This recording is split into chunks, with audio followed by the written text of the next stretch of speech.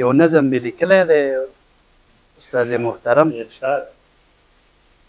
هغه به ستاسو سره شریک کړم چې تاسو بېغمه د خپل سبا یې، تاسو بېغمه د خپل سبا یې، د قام ځوانانو څه بې پروا یې.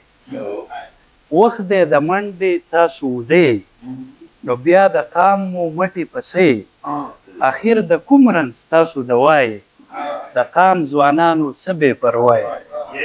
او بند دی بابا چې ستاسو نیکونه قهرمانانو، ستاسو نیکونه قهرمانانو، بادشاهیان ځکه د هندوستان، د خپل تاریخ نه کله آګاه، د قام ځوانانو څه بې پروا یې. او چې پښتو اورئ سر کې ډز کیږي، چې پښتو اورئ سر کې ډز کیږي، درته قدرونه خپل سپک ښکارېږي.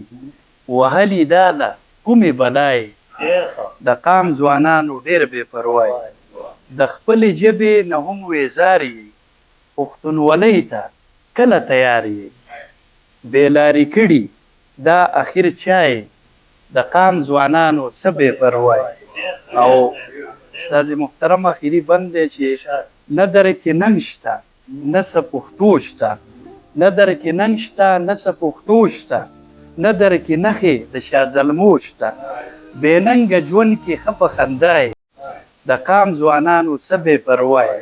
بېغمه تاسو د خپل سبا یې، د قام ځوانانو څه بې پروا یې. ډېره مهرباني، ډېره